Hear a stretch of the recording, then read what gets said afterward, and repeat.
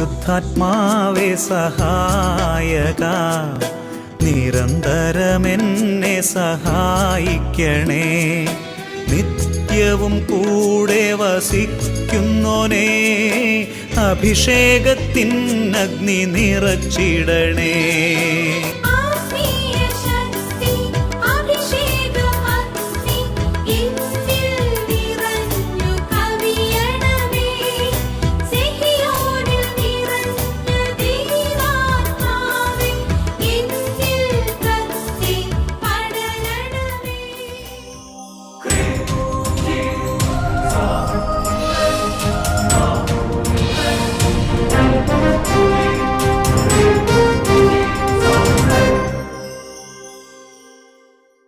Praise the Lord. Praise the Lord. Hallelujah. Hallelujah. അഭിഷേകാഗ്നിയുടെ എല്ലാ പ്രേക്ഷകർക്കും രക്ഷിതാവും കർത്താവുമായ യേശുക്രിസ്തുവിൻ്റെ ധന്യനാമത്തിൽ കൃപയും സമാധാനവും. ഹല്ലേലൂയ. ഹല്ലേലൂയ. പ്രിയപ്പെട്ട ദൈവമക്കളെ, 1 കൊറിന്തോസ് 12 അധ്യായം 7 തിരുലിഖിതം, ഓരോരുത്തരിലും ആത്മാവ് വെളിപ്പെടുന്നത് പൊതു നന്മയ്ക്ക് വേണ്ടിയാണ്. 1 Corinthians chapter 12 verse 7. ഓരോരുത്തരിലും ആത്മാവ് വെളിപ്പെടുന്നത് പൊതു നന്മയ്ക്ക് വേണ്ടിയാണ്. ഇന്ന് നാം ഈ വചനത്തെക്കുറിച്ചാണ് ചിന്തിക്കാൻ പോകുന്നത്. അതിനു മുമ്പ് ഒരു കുടുംബത്തിൽ ദൈവത്തിൻ്റെ പരിശുദ്ധാത്മാവ് വചനത്തെ എങ്ങനെ ആ കുടുംബത്തിലെ ആ കുഞ്ഞുങ്ങൾക്കും കുടുംബം മുഴുവനും വിശ്വാസ അനുഭവമാക്കി എന്ന് നമുക്കൊന്ന് ശ്രദ്ധിക്കാം. എൻ്റെ പേര് റെനറ്റോ എന്നാണ്. ഞാൻ മണ്ണാർക്കാടിനടുത്തുള്ള കുണ്ടിർക്കുന്ന് പറയുന്ന ഒരു ഗ്രാമത്തിൽ നിന്നാണ് വരുന്നത്. ഞാൻ 10ലാണ് പഠിക്കുന്നത്. ഞാൻ എൻ്റെ അനിയന് ലഭിച്ച ഒരു രോഗശാന്തിയെക്കുറിച്ച് സാക്ഷ്യം പറയാനാണ് വന്നത്. അനിയൻ്റെ പേരെന്നാ? അവൻ്റെ പേര് ഡെനറ്റോ എന്നാണ്. ഡെനറ്റോ. റെനറ്റോ. അവനെന്താ അസുഖം എന്ന് വെച്ചാൽ പെട്ടെന്ന് ഇങ്ങനെ വയറിന് നല്ല ശക്തിയായിട്ട് വേദന വരുന്നൊരു അസുഖം ഉണ്ടായിരുന്നു. അത് എപ്പോഴാണ് വരുന്നതെന്ന് നമുക്ക് പറയാൻ പറ്റില്ല. പെട്ടെന്ന് വേദന വന്ന് ഇവൻ ബെഡിൽ പോയി കിടക്കും. നമുക്ക് എന്താ പറ്റിയെന്ന് ചോദിച്ചാൽ അവന് മിണ്ടാനൊന്നും പറ്റില്ല. അത് ശരി, ചോദിച്ചതൊന്നും പറയാൻ പറ്റാ, അത്രയും വേദനയാണ്. വയറ്റുവേദന എന്ന് പറയാൻ പോലും പറ്റാത്ത പോലെ ഇങ്ങനെ വേദനിച്ച് ഇങ്ങനെ വളഞ്ഞ് കിടക്കുന്നിട്ട് അവന് വെള്ളം വേണമെന്ന് ചോദിച്ചാൽ ഒന്നും കാണിക്കുകയുള്ളൂ. അത് ശരി, മിണ്ടാൻ പറ്റില്ല. അത് ഒരു തവണയൊന്നല്ലല്ലോ, പലതവണ ഇടയ്ക്കിടയ്ക്ക് വരും. അത് എപ്പോഴാണ് വരിക എന്ന് പറയാനേ പറ്റില്ല. ചിലപ്പോൾ ഊണ് കഴിച്ചുകൊണ്ടിരിക്കുമ്പോഴായിരിക്കും, ചിലപ്പോൾ സ്കൂളിൽ ഇരിക്കുന്ന സമയത്തായിരിക്കും, ചിലപ്പോൾ രാവിലെ എഴുന്നേൽക്കുമ്പോഴായിരിക്കും, അല്ലേ? ചിലപ്പോൾ വൈകുന്നേരം ഉണ്ടാവും. 2 വർഷമായിട്ട് 2 വർഷം മുമ്പ് ഈ അസുഖം ഉണ്ടായിരുന്നു. പല ഡോക്ടർമാരെ കാണിച്ചു. അപ്പോൾ അവർ പല മരുന്ന് തന്നു, അതൊന്നും ഫലിച്ചില്ല. പിന്നെ അപ്പോൾ ഡോക്ടർമാർ പല ആശുപത്രി കയറി ഇറങ്ങി മടുത്ത്. പിന്നെ ഡോക്ടറെ വീണ്ടും കാണിച്ചപ്പോൾ അവർ പറഞ്ഞു, അവർ വയർ സ്കാൻ ചെയ്ത് നോക്കി. അപ്പോൾ പറഞ്ഞു വയറിൽ നിറച്ചും മുഴകളാണെന്ന് പറഞ്ഞു. വയറിനുള്ളിൽ നിറച്ചും മുഴകളാണല്ലോ കുട്ടിയെ, ഇതെന്താന്ന് ചോദിച്ചു. ബയോപ്സി ടെസ്റ്റ് ഒക്കെ ചെയ്യണമെന്ന് പറഞ്ഞു അവർ. അപ്പോൾ ആകെ പേടിച്ചു. ഞങ്ങളെല്ലാവരും സ്ഥിരമായിട്ട് അഭിഷേകാഗ്നി കാണാറുണ്ട് ഞായറാഴ്ച 8:30. അപ്പം ഞങ്ങൾ എല്ലാ അഭിഷേകാഗ്നി കാണുന്ന ദിവസങ്ങളിലൊക്കെ ഇവൻ്റെ തലയിൽ കൈവച്ച് ഞങ്ങളെല്ലാവരും പ്രാർത്ഥിക്കുമായിരുന്നു. കുടുംബം ഒരുമിച്ച് വിശ്വാസത്തോടെ, അത് കുട്ടികളാണെങ്കിലും അതിനൊരു പവറുണ്ട്. ഒരു വിശ്വാസത്തിൻ്റെ ഗിഫ്റ്റ് കർത്താവ് അങ്ങോട്ട് കൊടുത്തു. അപ്പോൾ ഇവരെന്ത് ചെയ്തു, ഈ അനിയനെ വിളിച്ചിട്ട് മോനെ വാ എന്ന് പറഞ്ഞിട്ട് തലയെ കൈവച്ച് ശരിക്കും അങ്ങോട്ട് പ്രാർത്ഥിക്കും, ഇവൻ്റെ തലയെ കൈവച്ചിട്ട്. എന്നിട്ട് അപ്പം ഞങ്ങൾ അഭിഷേകാഗ്നി കാണുന്ന സമയത്ത് ആ തിരുവോസ്തിയിൽ തൊട്ട് പ്രാർത്ഥിച്ച് ഇവൻ്റെ തലയും കൈവച്ചൊക്കെ ഞങ്ങൾ പ്രാർത്ഥിക്കുമായിരുന്നു. ആ സമയത്ത് എന്ത് ചെയ്തു, ഇവർ മുട്ടുമേൽ നിന്ന് ആരാധന കൂടിയിട്ട് ആരാധനയിൽ ഈശോയെ തൊട്ട് ഈ കുട്ടിയുടെ തലയിൽ വെച്ചിട്ട് ഇത് ഈശോയുടെ നാമത്തിൽ സുഖം ഉണ്ടാകട്ടെ എന്ന് പറഞ്ഞ് പ്രാർത്ഥിച്ച് അങ്ങനെ ഞങ്ങൾ വിദഗ്ധ ചികിത്സയ്ക്കായിട്ട് തൃശ്ശൂർ മെഡിക്കൽ കോളേജിൽ എന്നെ കൊണ്ടുപോയി. അന്ന് അവർ വീണ്ടും സ്കാൻ ചെയ്തു. അന്ന് സ്കാൻ ചെയ്തപ്പോൾ മുഴകളൊന്നും കാണാനില്ല. അന്ന് സ്കാൻ ചെയ്ത് നോക്കുമ്പോൾ എൻ്റെ പിതാവേ, ആ മുഴകളൊക്കെ അപ്രത്യക്ഷമായി. എല്ലാം പോയി. പിന്നെ എത്രാം ക്ലാസ്സിലാണ് പഠിക്കുന്നത്? ഇപ്പം അവൻ 6ലാണ് പഠിക്കുന്നത്. എന്തായാലും ശരി, ഇനി നിനക്ക് ആ വയറ്റുവേദന ഉണ്ടാവില്ല കേട്ടോ, കംപ്ലീറ്റ് പോയി കേട്ടോ. അപ്പോൾ എന്താ വെച്ചാൽ എനിക്ക് മനസ്സിലായത്, ആ കുടുംബം വിശ്വാസത്തോടെ ഈശോയുടെ മുമ്പിൽ മുട്ടുമേൽ നിന്ന് പ്രാർത്ഥിച്ചിട്ട് ആ ഈശോയെ തൊട്ട് ഇവൻ്റെ തലയിൽ വെച്ച് എൻ്റെ ഈശോയുടെ നാമത്തിൽ സൗഖ്യം ഉണ്ടാകട്ടെ എന്ന് പറഞ്ഞ് പ്രാർത്ഥിച്ച് ആ രാത്രി കർത്താവ് ഉദരത്തിലെ രോഗപീഠ സുഖപ്പെടുത്തി. വയറ്റിലുണ്ടായിരുന്ന മുഴകൾ ശരിക്കേ നിങ്ങൾ ഇവനെ ആദ്യം സ്കാനിങ് നടത്തിയിട്ട് ആ ഡോക്ടർ ശരിക്കും റിപ്പോർട്ടൊക്കെ തന്നിട്ടില്ല പറഞ്ഞത് അല്ലേ? തന്നായിരുന്നു, അതിൽ മുഴ ഉണ്ടെന്നാണെന്ന് പറഞ്ഞിരുന്നത്. അപ്പോൾ അവർക്ക് റിപ്പോർട്ട് ശരിക്കും ഡോക്ടർമാർക്ക് ആ സ്കാനിങ് നടത്തി വെറുതെ എഴുതാൻ പറ്റില്ല. ആ സ്കാനിങ്ങിൽ കാണുന്ന എഴുതാൻ പറ്റുള്ളൂ.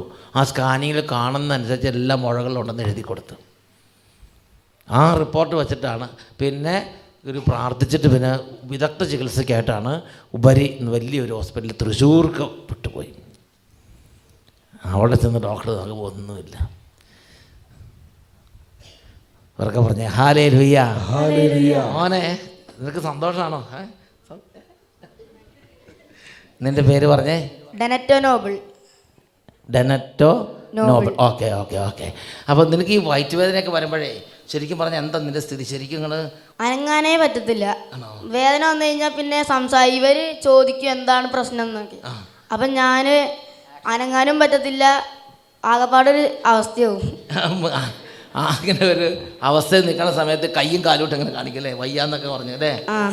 വെള്ളമൊക്കെ കുടിക്കണ ഇങ്ങനെ കാണില്ലേ? ആശുപത്രി പോകുമ്പം ഞാൻ കാറിൽ കിടക്കാവും. അപ്പം ഇവർ ഓരോന്ന് ചോദിച്ചു കഴിയുമ്പോഴത്തേക്കും ഞാൻ കരഞ്ഞോണ്ടിരിക്കും. എന്തെങ്കിലും ചോദിച്ചാൽ കരയല്ല, അതൊന്നും പറ്റില്ല. അത്രയും ഭയങ്കര വേദന. ചിലപ്പോൾ ഇങ്ങനെ ഇരിക്കുന്നത് പെട്ടെന്ന് അങ്ങോട്ട് വരും അല്ലേ? അങ്ങനെയാണോ? ഞാനിപ്പോൾ എന്തെങ്കിലും സംസാരിച്ചിരിക്കുമ്പം പെട്ടെന്ന് ഞാനങ്ങോട്ട് ഇങ്ങനെ കൂനിക്കൂടും അല്ലേ? സംസാരിച്ചുകൊണ്ടിരിക്കുമ്പോഴാണ് പെട്ടെന്ന് ഇങ്ങോട്ട് വരും, പിന്നെ കൂനിക്കൂടും, പിന്നെ അങ്ങോട്ട് പോകും, പിന്നെ മിണ്ടാൻ പറ്റില്ല, പിന്നെ കരഞ്ഞുകൊണ്ട് പോകും. കാറിൽ കടന്ന് ഇങ്ങനെ കരയന്നെ. അപ്പോൾ അപ്പനും അമ്മയൊക്കെ നാട്ടിൽ പേടിച്ചിട്ടുണ്ടാവും അല്ലേ? ശരിക്കും ഞാൻ എൻട്രൻസ് പരീക്ഷ എഴുതിയിരുന്നു. അപ്പോൾ പരീക്ഷയ്ക്ക് എന്താ പഠിക്കേണ്ടതെന്ന് എനിക്ക് അറിയില്ലായിരുന്നു സത്യത്തിൽ. ഇപ്പം പരീക്ഷയ്ക്ക് ഏത് പുസ്തകം പഠിക്കുന്നത് എന്താണെന്നറിയില്ല. അപ്പോൾ ഫിസിക്സും കെമിസ്ട്രിയും മാത്സും ആണെന്ന് അറിയാം. അതെന്തൊക്കെയാണ് പഠിക്കേണ്ടതെന്ന് എനിക്കറിയില്ലായിരുന്നു അതിൽ. അപ്പോൾ ഞാനന്ന് പഠിക്കാതെ പോയിട്ടാണ് പരീക്ഷ എഴുതിയത്. എഴുതിയപ്പോൾ ക്വസ്റ്റ്യൻ പേപ്പർ കണ്ടപ്പോൾ തന്നെ മൊത്തം കിളി പോയി. ഒന്നിനെ ഉത്തരം കിട്ടുന്നില്ല. ഞാൻ എന്ത് ചെയ്യണം? കറക്കി കുത്താനും പറ്റില്ല, നെഗറ്റീവ് മാർക്കും ഉണ്ട്. അത് ശരി, തെറ്റിപ്പോയാൽ നെഗറ്റീവ് മാർക്കും ഉണ്ട്. അപ്പം ഞാൻ എന്ത് ചെയ്തു വെച്ചാൽ ഓരോ ക്വസ്റ്റിനും കാണുമ്പോൾ ഞാൻ പ്രാർത്ഥിക്കും, ദൈവമേ അങ്ങാണ് അത്ഭുതങ്ങൾ പ്രവർത്തിക്കുന്ന ദൈവം, ജനതകളുടെ ഇടയിൽ ശക്തി വെളിപ്പെടുത്തും അങ്ങ് തന്നെ. ഇത് ഓരോ അതൊരു വചനമാണല്ലോ നീ പറഞ്ഞത്? അതെ അതെ അതെ. ഞങ്ങൾ ഈ വചനം വീട്ടിൽ എഴുതി വെച്ചിട്ടുണ്ട്. വീട്ടിൽ അതിൻ്റെ അപ്പനും അമ്മയും ഒരു വചനം എഴുതി വെച്ചിട്ടുണ്ട്. കർത്താവേ അങ്ങാണ് അത്ഭുതങ്ങൾ പ്രവർത്തിക്കുന്ന ദൈവം, ജനതകളുടെ ഇടയിൽ ശക്തി വെളിപ്പെടുത്തിയതും അങ്ങ് തന്നെ. വീട്ടിലൊക്കെ വചനങ്ങൾ എഴുതി വെച്ചാൽ കുട്ടികൾക്ക് അതെല്ലാം അനുഗ്രഹമാകും. അപ്പോൾ ഈ കുട്ടി എന്ത് പരീക്ഷ കോളേജ് ചെന്ന് നെഗറ്റീവ് അടിക്കാൻ തുടങ്ങി. കറക്കി കുത്തി കഴിഞ്ഞാൽ ഏതെങ്കിലും ചെന്ന് കുത്തിയാൽ അത് തെറ്റാണെങ്കിൽ നെഗറ്റീവ് മാർക്ക് വരും, മൈനസ് മാർക്കാവും.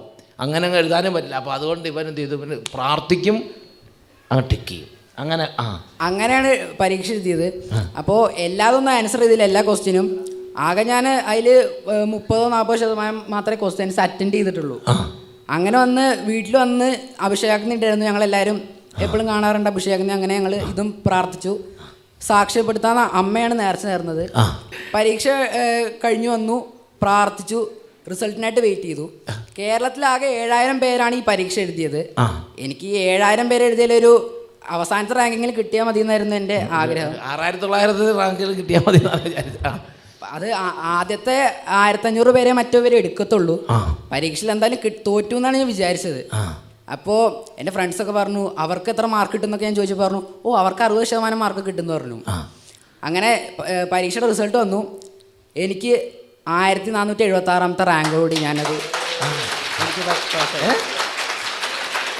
അഡ്മിഷൻ എടുത്തു, സ്കൂൾ അഡ്മിഷൻ എടുത്തു. ആകെ 1500 പേരെ മറ്റാണ് അവരെടുക്കുക. 7000 പേരാണ് കേരളത്തിൽ നിന്ന് ആകമാനം പരീക്ഷ എഴുതിയത്.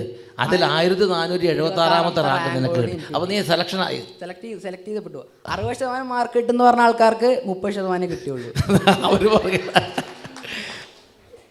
അത് എനിക്ക് നന്നായിട്ട് ഇഷ്ടപ്പെട്ടിട്ടുണ്ട്. ഇവൻ വന്നിട്ട് പിന്നെ അഭിഷേകത്തിന് പറഞ്ഞ് പ്രാർത്ഥിച്ചിട്ടുണ്ട്. ഇവൻ ശതമാനം ഒന്നും പറയാൻ പോയില്ല. ഇവൻ കർത്താവെ എന്നെ രക്ഷിക്കണം, അങ്ങാണ് അത്ഭുതം. അവൻ വന്നിട്ട് ഈ വചനം തന്നെ പറയും. വീട്ടിൽ അമ്മ വചനം എഴുതി വെച്ചിട്ടുണ്ട് അപ്പനപ്പങ്ങളുടെ. അതങ്ങോട്ട് പറയും, കർത്താവെ അങ്ങാണ് അത്ഭുതം. അത് പറഞ്ഞ എന്താ വചനം? അങ്ങാണ് അത്ഭുതങ്ങൾ പ്രവർത്തിക്കുന്ന ദൈവം, ജനതകളുടെ ഇടയിൽ ശക്തി വെളിപ്പെടുത്തിയതും അങ്ങ് തന്നെ. ആ വചനം ഇവൻ ഇങ്ങനെ തിരിച്ചു വന്നു അത് തന്നെ പറഞ്ഞുകൊണ്ടിരിക്കും. ഞാൻ എഴുതിയതൊന്നുമില്ല, അത് പറഞ്ഞുകൊണ്ടിരിക്കും. ഞാൻ പരീക്ഷ എഴുതാൻ പോകുന്നതിൻ്റെ മുമ്പ് സങ്കീർത്തനം 20 വായിച്ചിരുന്നു, രാജാവിൻ്റെ വിജയത്തിന് വേണ്ടിയുള്ള പ്രാർത്ഥന. പിന്നെ പരീക്ഷ എഴുതി വന്നിട്ട് രാജാവിന് വിജയം നൽകിയതിനുള്ളൊരു പ്രാർത്ഥനയും കൂടി ഉണ്ട്, സങ്കീർത്തനം 21. ഇപ്പോഴത്തെ കുട്ടികൾ നിങ്ങൾ മനസ്സിലാക്കിയോ, ദൈവവചനത്തെ കുറച്ച് മികവുള്ള കുട്ടികളാണ്. ഞാൻ ഈ സങ്കീർത്തനം 20 പറ്റി 21 പറ്റിയും കേൾക്കുന്നത് അഭിഷേകാഗ്നി ഒരാൾ വന്ന് സാക്ഷ്യം പറഞ്ഞപ്പോഴാണ്. അതെ, ഈ അങ്ങനെ ഇങ്ങനെ സാക്ഷ്യങ്ങളുടെ വില കണ്ട.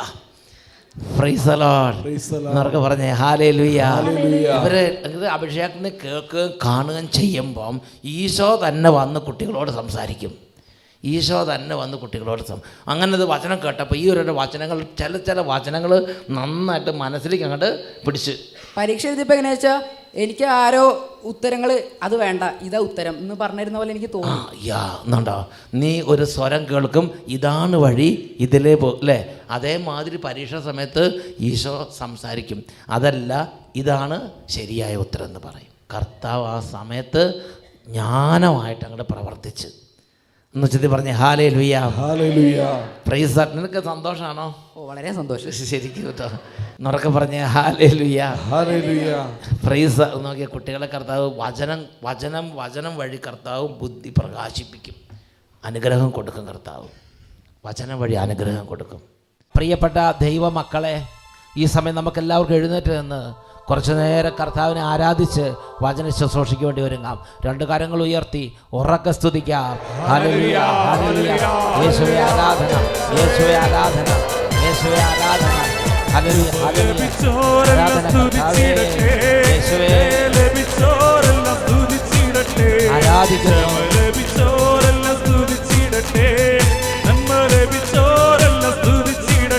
കൈകളടിച്ച്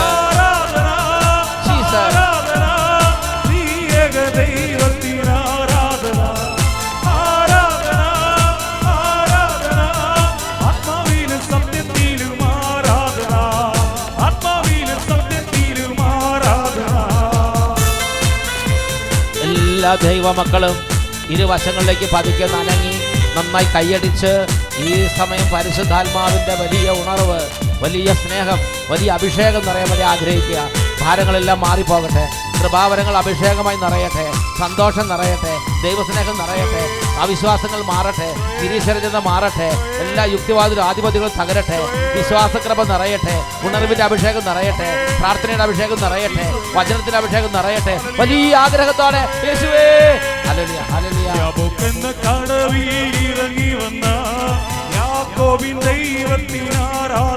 കരങ്ങളടിച്ച് പ്രവൃത്തി ചെയ്ത ജോസഫിന്റെ ദൈവത്തിന് ആരാധന. യാക്കോബിന് കടവിൽ ഇറങ്ങി വന്ന യാക്കോബിൻ ദൈവത്തിന് ആരാധന. ആഗ്രഹത്തിൽ വീര്യപ്രവൃത്തി ചെയ്ത ജോസഫിന്റെ ദൈവത്തിന് ആരാധന. കൈ ഉയർത്തി കൈയടിച്ച് ദൈവത്തിന് ആരാധന.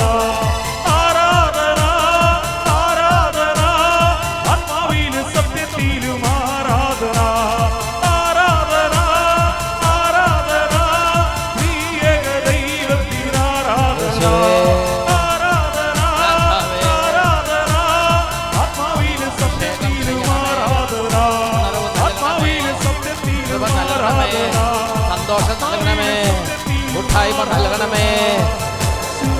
കരങ്ങൾ ഉയർത്തി, സ്വരമുയർത്തി എല്ലാ ദൈവങ്ങളും ഒരുമിച്ച് ആരാധിക്കുന്നു.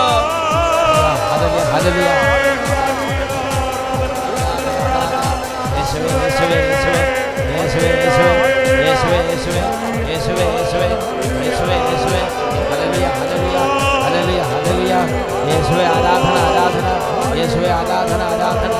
യേശുവേ ആരാധന, ആരാധന. യേശുവേ ആരാധന, ആരാധന. യേശുവേ ആരാധന, ആരാധന. Hallelujah, hallelujah. യേശുവേ ആരാധന, ആരാധന. യേശുവേ ആരാധന, ആരാധന. Hallelujah, hallelujah, hallelujah, hallelujah. പരിശുദ്ധാത്മാവേ, അവിടുന്ന് ഞങ്ങളുടെ ഹൃദയങ്ങളെ സ്പർശിക്കണമേ. പരിശുദ്ധാത്മാവേ, ഞങ്ങളുടെ ബുദ്ധിയെ അവിടുന്ന് പ്രകാശിപ്പിക്കണമേ. പരിശുദ്ധാത്മാവേ, ഞങ്ങളുടെ ഹൃദയങ്ങളിലുള്ള എല്ലാ മുള്ളുകളും മുൾച്ചെടികളും അവിടുന്ന് തന്നെ ഇപ്പോൾ ദഹിപ്പിച്ച് കളയണമേ. സ്വർഗീയ കാര്യങ്ങൾക്ക് വേണ്ടി ഞങ്ങളുടെ ഹൃദയങ്ങളെ ഒരുക്കണമേ. പരിശുദ്ധാത്മാവേ, ഞങ്ങൾ പ്രാർത്ഥിക്കുന്നു. പരിശുദ്ധ അമ്മേ, അമ്മ ഞങ്ങൾക്ക് വേണ്ടി പ്രാർത്ഥിക്കണമേ. നിത്യം പിതാവും പുത്രനും പരിശുദ്ധാത്മാവുമായ സർവേശ്വര എന്നേക്കും ആമേൻ. ആമേൻ. ആമേൻ. എല്ലാവരും ദയവേദിയിരിക്കുക. പ്രിയപ്പെട്ട ദൈവമക്കളെ, ഇന്ന് നമുക്ക് ഒരുമിച്ചായിരിക്കാൻ ദൈവം തന്ന ഈ വലിയ അനുഗ്രഹത്തിന് നന്ദി പറയാം. എനിക്ക് ഇപ്പോൾ നിങ്ങളോടുകൂടെ ആയിരിക്കുന്നതിൽ വളരെ സന്തോഷമുണ്ട്. പ്രിയപ്പെട്ട സഹോദരങ്ങളെ, കർത്താവിൻ്റെ കരുണയാണിത്. ഇന്ന് നമ്മൾ ചിന്തിക്കുന്നത് 1 കൊറിന്തോസ് 12-ാം അധ്യായത്തിൽ 7-ാമത്തെ വാക്യമാണ്. ഇത് ചിന്തിക്കുമ്പോൾ എൻ്റെ മനസ്സിലുള്ളത്, ഇന്ന് മുമ്പ് നമ്മുടെ സാക്ഷ്യത്തിൽ കേട്ട കുട്ടിയുടെ തന്നെ അനുഭവം. ആ കുട്ടി ചെറുപ്പത്തിൽ തന്നെ കർത്താവിൻ്റെ വചനങ്ങൾ പ്രഘോഷിക്കുകയാണ്. 77-ാം സങ്കീർത്തനത്തിൽ 14-ാമത്തെ വാക്യമാണ് ആ കുട്ടിയിലൂടെ ദൈവം ലോകത്തോട് സംസാരിച്ചത്. എന്താണ് സങ്കീർത്തനം 77:14? ദൈവമേ, അങ്ങാണ് അത്ഭുതങ്ങൾ പ്രവർത്തിക്കുന്ന ദൈവം, ജനതകളുടെ ഇടയിൽ ശക്തി വെളിപ്പെടുത്തിയതും അവിടുന്ന് തന്നെ. ആ കുട്ടിക്ക് ഒരുപാട് കാലങ്ങളായി അവരുടെ കുടുംബത്തിൽ അഭിഷേകാഗ്നി കേൾക്കുകയാണ്. ഒരുപാട് കാലങ്ങളായി പല സാക്ഷ്യങ്ങൾ ആ കുട്ടി കേൾക്കുകയാണ്. ഒരുപാട് കാലങ്ങളായി ദൈവത്തിൻ്റെ ആത്മാവും അല്ലെങ്കിൽ സ്വർഗവും ആ കുട്ടിയുടെ ആത്മാവും തമ്മിൽ ഇടപെടുകയാണ്. അങ്ങനെ നിരവധി കാലത്തുള്ള ദൈവത്തിൻ്റെ ആത്മാവിൻ്റെ ഇടപെടലുകളുടെ ദൈവത്തിൻ്റെ ആത്മാവ് ഒരു പുതിയ വിധത്തിൽ ആ കുട്ടിയിലൂടെ വെളിപ്പെടുകയാണ്. ഒരു വചനം, ഒരുപക്ഷെ ഞാൻ ഇന്ന് വരെ ആ വചനം സങ്കീർത്തനം 77:14 പലരും പ്രഘോഷിക്കുന്നത് കേട്ടിട്ടുണ്ട്. പലരും പ്രഘോഷിക്കുന്നത് കേട്ടിട്ടുണ്ടെങ്കിലും ആ കുട്ടി പ്രഘോഷിക്കുന്ന സമയത്ത് എൻ്റെ ഹൃദയത്തിലേക്ക് ആ വചനം ആഴത്തിൽ പതിഞ്ഞു. അപ്പോൾ നിങ്ങൾ ചിലർ ചിന്തിക്കും, ഇതിനു മുമ്പ് എത്രയോ വലിയ വലിയ വചന പ്രഘോഷകരുടെ പ്രഘോഷണങ്ങൾ അച്ഛൻ കേട്ടിരിക്കുന്നു, സെമിനാറിൽ എത്രയോ വലിയ പണ്ഡിതന്മാർ പഠിപ്പിച്ചിരിക്കുന്നു, പല കൺവെൻഷനുകളിൽ എത്രയോ വലിയ വലിയ ആത്മീയ വലിയ അഭിഷേകം നിറഞ്ഞ ആളുകളുടെ പ്രഘോഷണങ്ങൾ കേട്ടിരിക്കുന്നു. പ്രിയപ്പെട്ട ദൈവമക്കളെ, ഇതെല്ലാം ആത്മാവായ ദൈവത്തിൻ്റെ പ്രവൃത്തിയാണ്. യോഹന്നാൻ്റെ സുവിശേഷത്തിൽ 3-ാം അധ്യായത്തിൽ 8-ാമത്തെ തിരുലിഖിതം വചനം പഠിപ്പിക്കുകയാണ്, കാറ്റ് അതിന് ഇഷ്ടമുള്ളിടത്തേക്ക് വീശുന്നു. വലിയ പണ്ഡിതന്മാരിലൂടെ മാത്രം പഠിപ്പിക്കണം നിർബന്ധമില്ല. വലിയ കൃപാവരമുള്ള ശുശ്രൂഷകളുടെ മാത്രമേ പരിശുദ്ധാത്മാവ് പഠിപ്പിക്കൂ എന്ന് നിർബന്ധമില്ല. ഈ കല്ലുകളിൽ നിന്ന് പോലും അബ്രാഹത്തിന് സന്താനങ്ങളെ ജനിപ്പിക്കാൻ കഴിയുമെന്നാണ് യേശു ദൈവവചനത്തിലൂടെ വെളിപ്പെടുത്തിയിരിക്കുന്നത്. ദൈവത്തിന് ഒരു പൊടിയിൽ നിന്ന് പോലും വലിയ കാര്യങ്ങളെ ഉയർപ്പിക്കാൻ സാധിക്കും. പ്രിയപ്പെട്ട സഹോദരങ്ങളെ, അപ്പോൾ ആ കുട്ടി വചനം പ്രഘോഷിച്ച സമയത്ത്, അല്ലെങ്കിൽ ആ കുട്ടിയിൽ ദൈവത്തിൻ്റെ ആത്മാവ് പല കാലത്ത് ഇടപെട്ട് പല ബോധ്യങ്ങൾ കൊടുത്ത് ആ ബോധ്യത്തിൻ്റെ ഉറപ്പിൽ നിന്ന് അദ്ദേഹം സമയത്തിൻ്റെ തികവിൽ അദ്ദേഹത്തിന് അത്തരത്തിലുള്ള ദൈവം വചന ലോകത്തിന് കൊടുക്കുകയാണ്. നല്ല സ്വരത്തിൽ പറഞ്ഞ ഹല്ലേലൂയ, ഹല്ലേലൂയ, ഹല്ലേലൂയ, ഹല്ലേലൂയ. അത് വട്ടായിലച്ചൻ പ്രസംഗിക്കുന്നവനാകണം നിർബന്ധമില്ല. അദ്ദേഹത്തിൻ്റെ തന്നെ തനിമയിൽ, അദ്ദേഹത്തിന് തന്നെ ഒരു പ്രത്യേക ബോധ്യത്തിൻ്റെ പിൻബലത്തിൽ, അദ്ദേഹത്തിന് തന്നെ ഉള്ളിൽ കിടക്കുന്ന ദൈവത്തിൻ്റെ ആത്മാവിൻ്റെ ഒരു വെളിപ്പെടുത്തലാണ് ആ കുട്ടിയിലൂടെ ലോകത്തിലേക്ക് കർത്താവ് നൽകിയത്. നല്ല സ്വരത്തിൽ പറഞ്ഞ ഹല്ലേലൂയ, ഹല്ലേലൂയ. ഇത് തന്നെയാണ് എല്ലാ വചന പ്രഘോഷകരെ കുറിച്ചും നമ്മൾ മനസ്സിലാക്കിയെടുക്കേണ്ട ഒരു ആത്മീയ യാഥാർത്ഥ്യം. അതായത് എല്ലാവരിലും ഒരുപോലെയാണ് വചന ശുശ്രൂഷ വെളിപ്പെട്ട് വരണമെന്ന് ചിന്തിക്കരുത്. ഇന്ന് ഒരുപാട് പേർക്ക് പലതരത്തിലുള്ള കൺഫ്യൂഷനുണ്ട്. ചിലർ ചിന്തിക്കുകയാണ്, എന്താ അട്ടപ്പാടിയിൽ ഒരു വിധത്തിലാണ് വചന പ്രഘോഷണം നടക്കുന്നത്, ഇത് അവിടെ അത്ഭുതങ്ങൾക്ക് വളരെ വലിയ പ്രാധാന്യം കൊടുക്കുന്നു. അല്ലെങ്കിൽ വേറെ, ഞാൻ ഓർക്കുന്നുണ്ട്, മൈക്കിൾ എന്നൊരു ചെറുപ്പക്കാരൻ, അദ്ദേഹത്തിൻ്റെ അനുഭവം എന്നോട് പങ്കുവെക്കുകയുണ്ടായി. അദ്ദേഹം പറയുകയാണ്, അദ്ദേഹത്തിന് ഇതിനെക്കുറിച്ച് പല സംശയങ്ങളുണ്ടായിരുന്നു. പ്രത്യേകിച്ച് അദ്ദേഹത്തിന് തന്നെ ഒരു കാലത്ത് അനുഭവമില്ലാത്തൊരവസ്ഥയായിരുന്നു. മൈക്കിൾ, നിൻ്റെ ആത്മീയ ജീവിതത്തിൽ എങ്ങനെയാണ് നീ ദൈവാനുഭവത്തിലേക്ക് വന്നത്? ആദ്യത്തെ അനുഭവം എന്ന് പറഞ്ഞേ. 10 വർഷത്തോളം ദൈവത്തിൽ നിന്ന് അകന്നതിന് ശേഷമാണ്, അല്ലെങ്കിൽ കുർബാന ആദ്യകാലത്തിന് വിശ്വാസം കുറവായിരുന്നു അല്ലേ? പ്രാർത്ഥിക്കും, പക്ഷേ ഒരു വിശ്വാസം ഒന്നും. പള്ളിയിൽ പോകും, ബാക്കിൽ പുറകെ സൈഡിൽ നിൽക്കുക, അങ്ങനെയായിരുന്നു. 10 വർഷത്തിന് ശേഷം ധ്യാനം കൂടുമ്പോൾ ഞാൻ ദൈവത്തോട് ചോദിച്ചിരുന്നത്, ദൈവമേ നീ എന്നെ തൊടണം. അപ്പൊ അന്ന് കുമ്പസാരത്തിന് മുമ്പ് കിട്ടിയൊരു വചനം സഭാപ്രസംഗൻ 5:6 ആണ്. അതെന്താ? അത് തെറ്റുപറ്റി എന്ന് ദൂതനോട് പറയാൻ ഇടവരുത്തരുത്, വാക്കുകളാൽ നീ ദൈവത്തെ പ്രകോപിപ്പിക്കുകയും നിന്റെ അധ്വാനത്തിന്റെ ഫലം കുറയ്ക്കുകയും ചെയ്തത് എന്തിനാണ്? വാക്കുകളാൽ ദൈവത്തെ പ്രകോപിപ്പിക്കരുത്, നിന്റെ അധ്വാനത്തിന്റെ ഫലം നീ കുറയ്ക്കരുത് അല്ലേ? യെസ്. അപ്പൊ ഈ വചനം വെച്ചിട്ട് ഞാൻ ധ്യാനിക്കാൻ തുടങ്ങി. ഞാൻ വേദനിപ്പിച്ചിട്ടുള്ള വ്യക്തികൾ, ദൈവത്തെ ചോദ്യം ചെയ്ത അവസ്ഥകൾ, സഭയെ ചോദ്യം ചെയ്ത അവസ്ഥകൾ, വാക്കുകളാൽ ദൈവത്തെ ചോദ്യം ചെയ്യായിരുന്നു അല്ലേ ഇടയ്ക്കിടയ്ക്ക് അല്ലേ? സഭയെ കുറ്റപ്പെടുത്തുക, കുർബാനയെ പരിഹസിക്കുക, ഇങ്ങനെയുള്ള ദൈവം ഉണ്ടെങ്കിൽ എന്തുകൊണ്ട് ഇങ്ങനെ സംഭവിക്കുന്നു, എന്തിന് കഷ്ടപ്പാട്, ലോകം നമ്മൾ ആസ്വദിക്കാനുള്ളതല്ലേ. അപ്പൊ ഇതെല്ലാം ഓർത്ത് ഞാൻ അനുദപിക്കാൻ തുടങ്ങി. ഇതിങ്ങനെ ഈ ഒരു വചനം അങ്ങനെ ഉള്ളിലേക്ക് പ്രവേശിച്ചപ്പോൾ അനുതാപം കൊണ്ട് അങ്ങനെ നിറഞ്ഞ് ഇതിനെക്കുറിച്ച് എല്ലാം ഇങ്ങനെ വെളിപ്പെട്ട് കിട്ടി. പിന്നീടുള്ള കുമ്പസാരങ്ങളെല്ലാം ഈ ഒരു വചനം ശരിക്കും കരഞ്ഞ് നന്നായിട്ട് കരഞ്ഞ് കുമ്പസാരിക്കുകയും ആരാധന പങ്കെടുക്കുകയും ചെയ്തു. ആ ധ്യാനത്തിൽ വെച്ചിട്ട് മൈക്കിളിന് കർത്താവ് ശക്തമായ ഒരു ദൈവാനുഭവം നൽകി. മൈക്കിൾ എന്നോട് ഷെയർ ചെയ്ത് ഞാൻ ഓർക്കുന്നുണ്ട്. അതിനു മുമ്പ് മൈക്കിളിന് ചിലപ്പോഴും ഇങ്ങനെ ചിന്ത വരികയാണ്, ധ്യാനകേന്ദ്രങ്ങളൊക്കെ പല വിധത്തിൽ.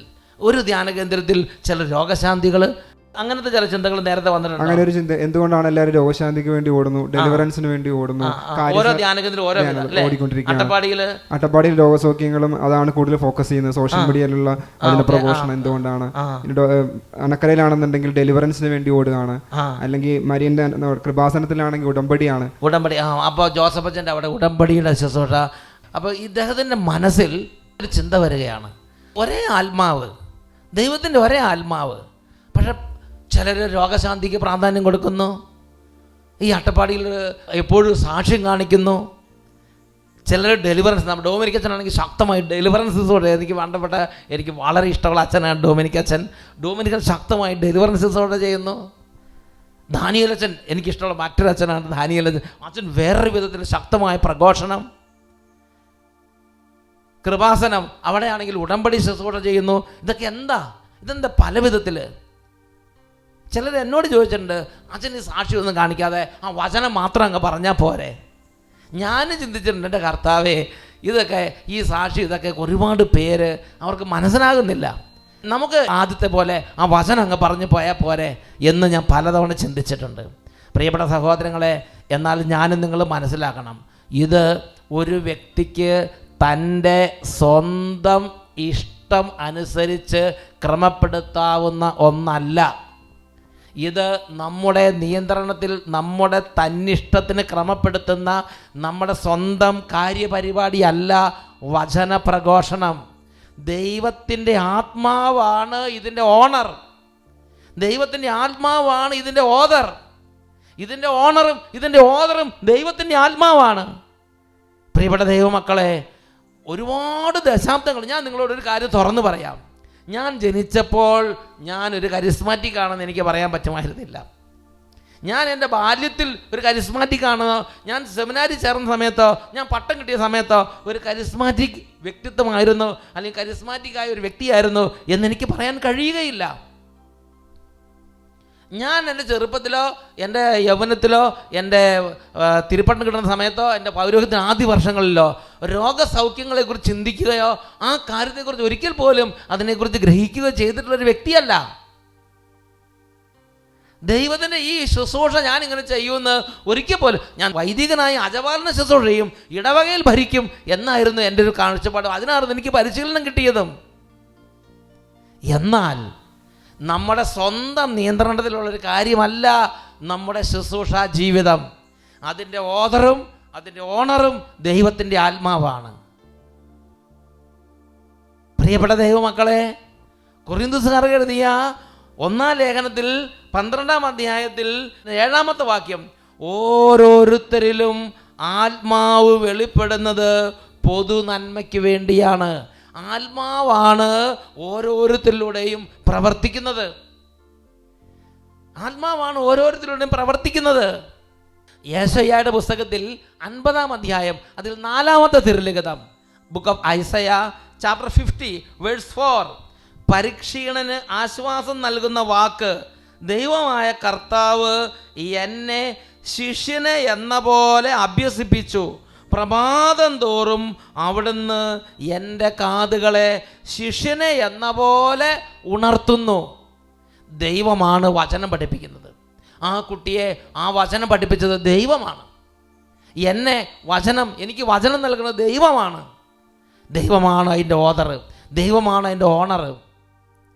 ഓരോ പ്രഭാതത്തിലും ശിഷ്യനെ എന്നതുപോലെ ജീവിതത്തിൻ്റെ ഓരോ ഘട്ടങ്ങളിലും ജീവിതത്തിൻ്റെ ഓരോ ദശാസന്ധികളിലും, ജീവിതത്തിൻ്റെ ഓരോ ദുഃഖ ദുരിതങ്ങളിലും, ജീവിതത്തിൻ്റെ ഓരോ സന്തോഷ ദുഃഖങ്ങളിലും ദൈവരാജ്യ ബോധ്യങ്ങൾ കൊണ്ട് ഹൃദയത്തെ ബലപ്പെടുത്തുകയാണ്. മജ്ജയും മേധസ്സും കൊണ്ടെന്നതുപോലെ തന്നെ യേശയ്യായുടെ പുസ്തകം 50-ാം അധ്യായം 15-16 തിരുലിഖിതങ്ങൾ, തിരമാലകൾ അലറും വിധം കടലിനെ ശോഭിപ്പിക്കുന്ന ഞാനാണ് നിന്റെ ദൈവമായ കർത്താവ്, സൈന്യങ്ങളുടെ കർത്താവ് എന്നാണ് എൻ്റെ നാമം. ആകാശത്തെ വിരിച്ചും ഭൂമിക്ക് അടിസ്ഥാനമിട്ടും സിയോനോട് നീ എൻ്റെ ജനമാണ് എന്ന് പറഞ്ഞും എൻ്റെ വചനം ഞാൻ നിന്റെ അധരങ്ങളിൽ നിക്ഷേപിച്ചിരിക്കുന്നു. ആരാണ് വചനം നിക്ഷേപിക്കുന്നത്? ആരാണ് പ്രഭാതം തോറും ശിഷ്യൻ എന്ന പോലെ ഉണർത്തി വചനബോധ്യങ്ങൾ പകർന്നു കൊടുക്കുന്നത്? ജീവിക്കുന്നവനായ ദൈവം, തെരഞ്ഞെടുത്തവനായ ദൈവം, പദ്ധതി ഒരുക്കുന്നവനായ ദൈവം. ഒരു വ്യക്തി എങ്ങനെ ശുശ്രൂഷ ചെയ്യണമെന്ന് നിശ്ചയിക്കുന്നതും അവിടുന്ന് തന്നെ. ആത്മാവാണ് വെളിപ്പെടുന്നത്. ആത്മാവ് ഓരോരുത്തരോടും വെളിപ്പെടാൻ ആഗ്രഹിക്കുകയാണ്. ഒരു വ്യക്തിയിൽ വെളിപ്പെടുന്നത് പോലെ അല്ല അടുത്ത വ്യക്തിയിൽ വെളിപ്പെടാൻ ആത്മാവ് ആഗ്രഹിക്കുന്നത്. അട്ടപ്പാടിയിൽ ഒരു വിധത്തിലാണ് ആത്മാവിൻ്റെ വെളിപ്പെടുത്തൽ ആത്മാവ് നൽകുന്നതെങ്കിൽ ഡൊമിനിക് അച്ഛന് മറ്റൊരു വിധത്തിലാണ്, ജോസഫ് അച്ഛന് വേറൊരു വിധത്തിലാണ്, ദാനിയേൽ അച്ഛന് മറ്റൊരു വിധത്തിലാണ്, നായിക്കമ്പറമ്പ് അച്ഛനും ഒരു പുതിയ വിധത്തിലാണ്, കൊച്ചുമാത്യു അച്ഛന് മറ്റൊരു വിധത്തിലാണ്, അഗസ്റ്റിൻ വല്ലൂരാൻ അച്ഛന് വേറൊരു തരത്തിലാണ്. പ്രിയപ്പെട്ട പനക്കലച്ഛൻ നമ്മൾ ഇതുവരെ മനസ്സിലാക്കുക മറ്റൊരു വിധത്തിൽ. പ്രിയപ്പെട്ട ദൈവമക്കളെ, ചിന്തിച്ച് നോക്കുക. എല്ലാ വചന ശുശ്രൂഷകളിലും ആത്മാവിൻ്റെ വെളിപ്പെടുത്തലാണ്. പ്രഘോഷണ രീതിക്ക് വ്യത്യാസമുണ്ട്, ശുശ്രൂഷ രീതിക്ക് വ്യത്യാസമുണ്ട്, കാഴ്ചപ്പാടുകൾക്ക് വ്യത്യാസമുണ്ട്. ഒരേ വചനം തന്നെ ആത്മാവ് നവങ്ങളായ വിധത്തിൽ ബോധ്യങ്ങൾ കൊടുക്കാൻ വേണ്ടി ദൈവമക്കൾക്കായി പകർന്നു കൊടുക്കുകയാണ്. ഈ ഒരു പശ്ചാത്തലത്തിൽ കൊറിന്തോസുകാർ എഴുതിയ 1-ാം ലേഖനം 12-ാം അധ്യായം 4 മുതൽ 11 വരെ വാക്യങ്ങൾ നമുക്ക് വായിക്കാം. ദാനങ്ങളിൽ വൈവിധ്യമുണ്ടെങ്കിലും ആത്മാവ് ഒന്ന് തന്നെ, ശുശ്രൂഷകളിൽ വൈവിധ്യമുണ്ടെങ്കിലും കർത്താവ് ഒന്ന് തന്നെ, പ്രവൃത്തികളിൽ വൈവിധ്യമുണ്ടെങ്കിലും എല്ലാവർക്കും എല്ലാറ്റിലും പ്രചോദനം നൽകുന്ന ദൈവം ഒന്ന് തന്നെ. ഓരോരുത്തരിലും ആത്മാവ് വെളിപ്പെടുന്നത് പൊതു നന്മയ്ക്ക് വേണ്ടിയാണ്. ഒരേ ആത്മാവ് തന്നെ ഒരാൾക്ക് വിവേകത്തിൻ്റെ വചനവും മറ്റൊരാൾക്ക് ജ്ഞാനത്തിൻ്റെ വചനവും നൽകുന്നു. ഒരേ ആത്മാവ് തന്നെ ഒരുവന് വിശ്വാസവും വേറൊരുവന് രോഗശാന്തിക്കുള്ള വരവും നൽകുന്നു. ഒരുവന് അത്ഭുതങ്ങൾ പ്രവർത്തിക്കാൻ ശക്തിയും മറ്റൊരുവന് പ്രവചിക്കാൻ വരവും, വേറൊരുവന് ആത്മാക്കളെ വിവേചിക്കാൻ കഴിവും, വേറൊരുവന് ഭാഷാവരവും വേറൊരുവന് വ്യാഖ്യാനത്തിനുള്ള വരവും അതേ ആത്മാവ് തന്നെ നൽകുന്നു. തൻ്റെ ഇച്ഛയ്ക്കൊത്ത് ഓരോരുത്തർക്കും പ്രത്യേക പ്രത്യേക ദാനങ്ങൾ നൽകുന്ന ഒരേ ആത്മാവിൻ്റെ തന്നെ പ്രവൃത്തിയാണ് ഇതെല്ലാം. തൻ്റെ ഇച്ഛയ്ക്കൊത്ത് കാറ്റ് അതിന് ഇഷ്ടമുള്ളതിലേക്ക് വീശുന്നു. ദൈവാത്മാവിനെ കുറിച്ച് പറയുമ്പോഴെല്ലാം അബ്സല്യൂട്ട് ഫ്രീഡമാണ്. ആത്മാവിന് ഇഷ്ടമുള്ളത് ചെയ്യും, ആത്മാവിന് ഇഷ്ടമുള്ള വിധത്തിൽ വെളിപ്പെടും. അത് രോഗശാന്തിയിലൂടെ വെളിപ്പെടാം, ഡെലിവറൻസിലൂടെ വെളിപ്പെടാം, അത് ഉടമ്പടി ശുശ്രൂഷയിലൂടെ വെളിപ്പെടാം. ഓരോ ശുശ്രൂഷകനും ശുശ്രൂഷ ചെയ്യുമ്പോൾ മക്കളെ മനസ്സിലാക്കണം, അതിനു മുമ്പ് നീണ്ട ദശാബ്ദങ്ങൾ നീണ്ട ദൈവവുമായ ഇടപെടലുകളിലൂടെ വന്ന ബോധ്യങ്ങളും ദൈവാത്മാവ് ഊട്ടി ഉറപ്പിച്ച അനുഭവങ്ങളും ബോധ്യങ്ങളുടെ അടിസ്ഥാനത്തിലാണ് അവരിലൂടെ ദൈവത്തിൻ്റെ ശക്തിയും ദൈവത്തിൻ്റെ ആത്മാവ് വെളിപ്പെടുന്നത്. തൻ്റെ ഇച്ഛയ്ക്കൊത്ത് ഓരോരുത്തർക്കും പ്രത്യേക പ്രത്യേക അനുഭവങ്ങൾ നൽകുന്ന, പ്രത്യേക പ്രത്യേക ദാനങ്ങൾ നൽകുന്ന ഒരേ ആത്മാവിൻ്റെ പ്രവൃത്തി തന്നെയാണ്. അതുകൊണ്ട് പ്രിയപ്പെട്ട സഹോദരങ്ങളെ, വിവിധങ്ങളായ രീതികളിലെ ശുശ്രൂഷകളെ മനസ്സ് തുറന്ന് സ്വീകരിക്കുക, അതിൽ സന്തോഷിക്കുക. ഞാൻ ഈ കാലഘട്ടത്തെ ഓർത്ത് സന്തോഷിക്കുകയാണ്. കാരണം ഒരുപാട് നമ്മുടെ പനക്കലച്ചൻ, നായിക്കമ്പറമ്പലച്ചൻ, അതുപോലെ ഒരുപാട് ശുശ്രൂഷകർ, ധാരാളം സിസ്റ്റേഴ്സ്. ഈ അടുത്ത കാലത്ത് ഒരു ബഹുമാനപ്പെട്ട സിസ്റ്ററിൻ്റെ സുവിശേഷ പ്രഘോഷണം കേട്ടു. വളരെ അതിശയകരമായിരിക്കുന്നു, എന്നെ ഒരുപാട് സ്പർശിച്ചു. ഒരു സിസ്റ്ററിലൂടെ കർത്താവ് വചനത്തിൻ്റെ പുതിയ തരത്തിലുള്ള വ്യാഖ്യാനങ്ങളും വെളിപ്പെടുത്തലുകളും നൽകുന്നു. ഇതെല്ലാം മനസ്സ് തുറന്ന് സ്വീകരിച്ച് മജ്ജയും മേധസ്സും കൊണ്ട് എന്നതുപോലെ ആത്മാവിന് പോഷണം പ്രാപിക്കുക. ഇതാണ് ദൈവം നമ്മളിൽ നിന്ന് ആഗ്രഹിക്കുന്നത്. ഈ സമയം പരിശുദ്ധ കുർബാന എഴുന്നള്ളി വെച്ച് നല്ലവനായ കർത്താവിന് മുമ്പിൽ നമുക്ക് ഹൃദയത്തുറവിക്ക് വേണ്ടി പ്രാർത്ഥിക്കാം.